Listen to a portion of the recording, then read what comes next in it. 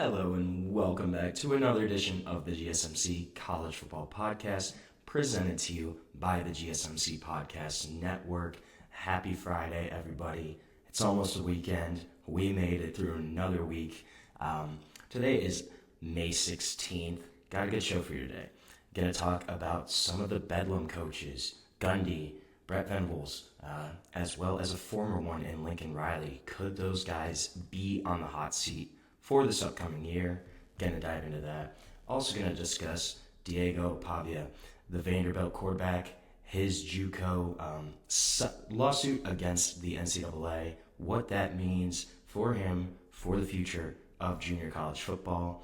And we're going to get into that as well as some Group of 5 Power 4 matchups. Some of the best ones that I think are going to happen in the 2025 season this upcoming year. And after that, we're going to dive into Austin Simmons. Is this kid the next star in the SEC?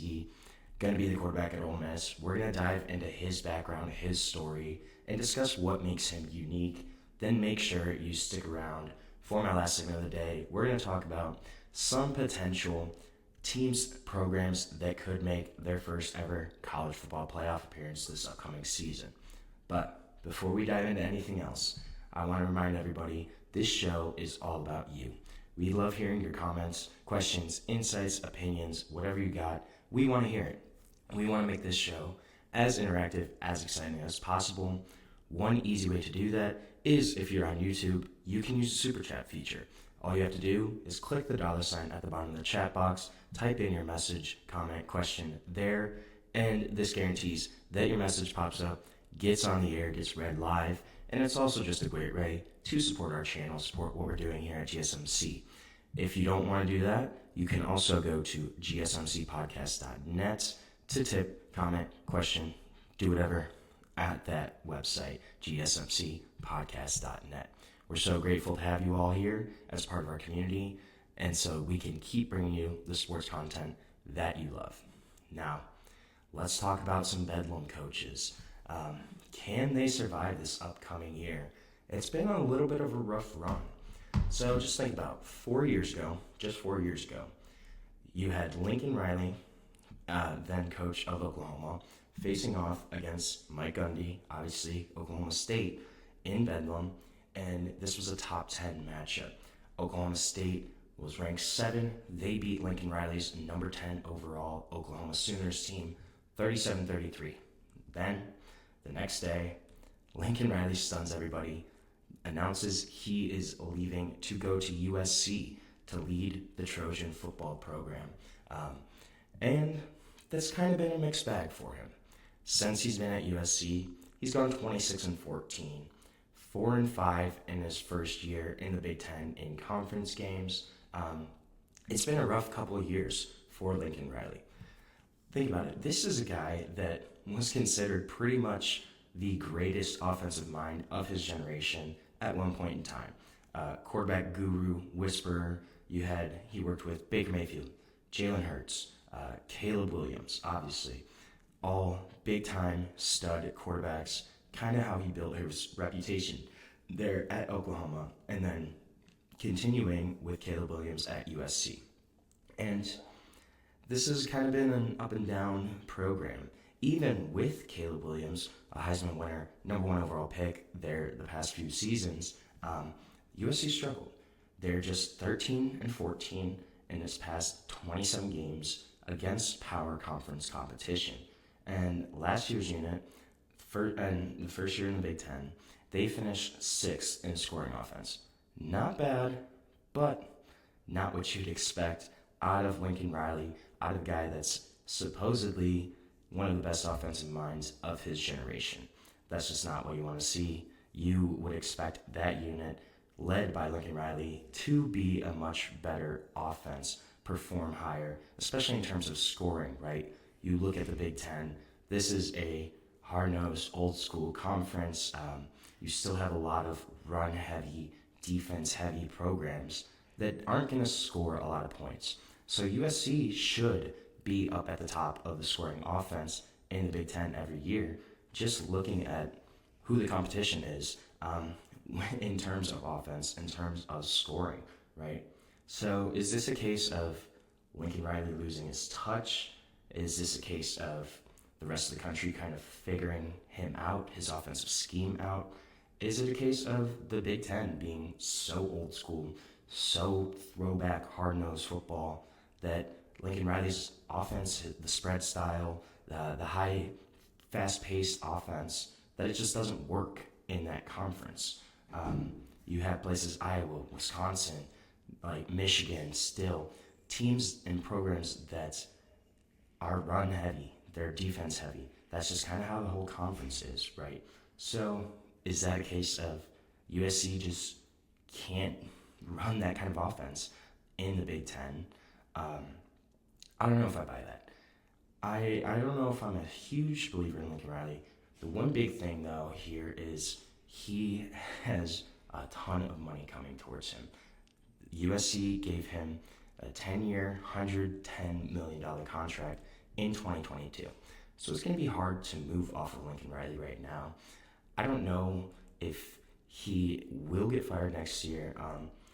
It's going to be an interesting season, though, for USC. I think if they struggle again this year, in the Big Ten specifically, there's going to be calls for Lincoln Riley's job.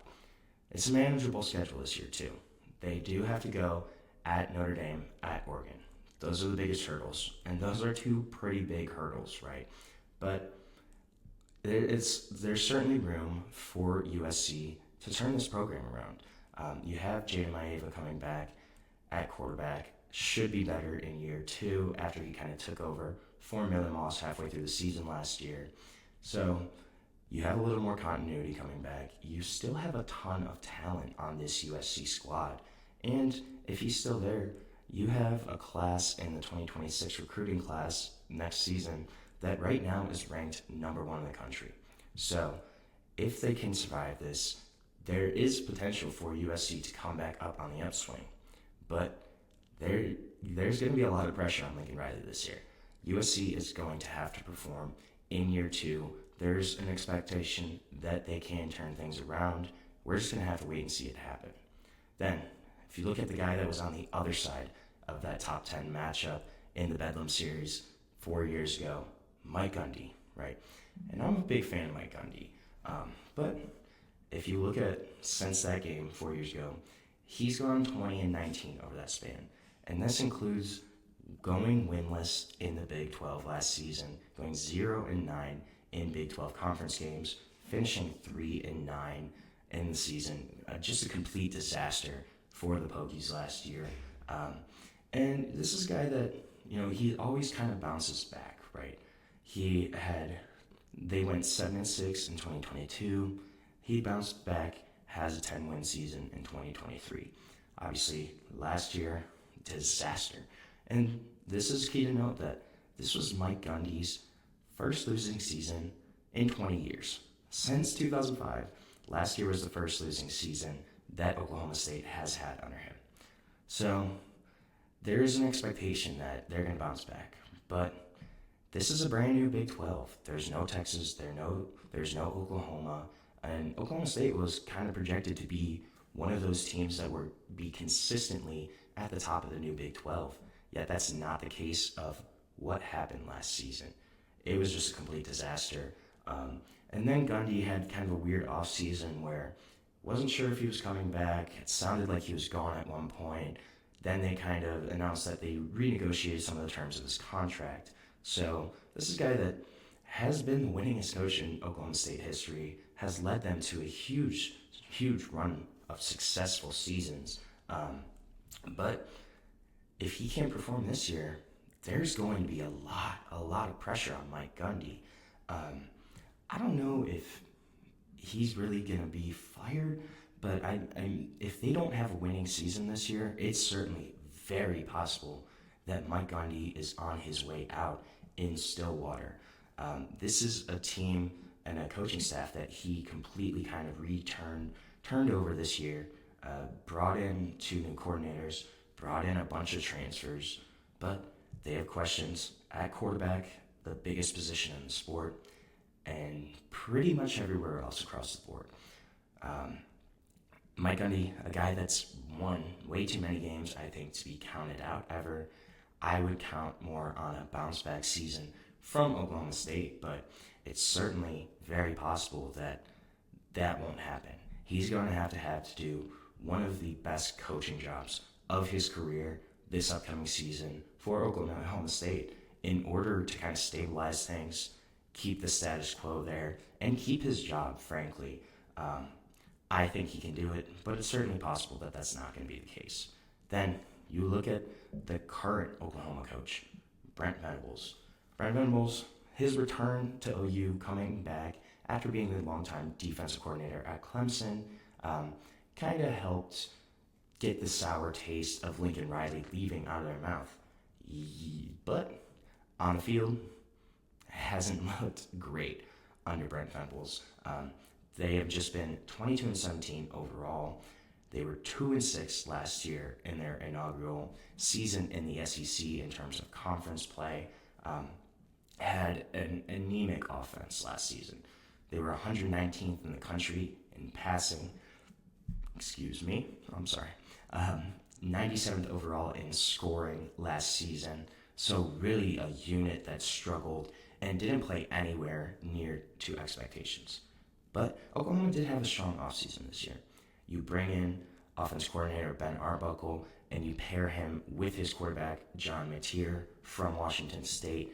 That should be a great duo to watch. Mateer's an exciting quarterback. I think he can kind of turn things around.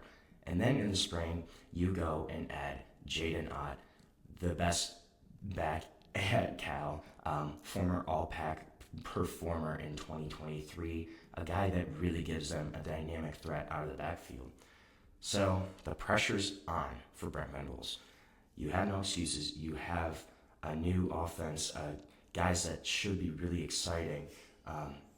And you have some tough games, though. They have home games against Michigan, against Auburn. Could that be a Jackson Arnold revenge game? I don't know, maybe. Then you have LSU, Ole Miss, then road matchups. You have to go to Texas, to South Carolina, to Tennessee, to Alabama. So it's going to be a rough schedule for Oklahoma. The pressure is going to be on, though, for Brent Venables. I think he needs to have at least a winning conference record this year to kind of maintain his job, or else he's in a lot of trouble as the head coach of the Oklahoma Sooners. So right now we are going to take our first short break of the show. When we come back, we're going to talk about Vanderbilt quarterback Diego Pavia and kind of his lawsuit against the NCAA, what that means for the future of junior college football. We're going to dive into that when we come back on the GSMC College Football Podcast.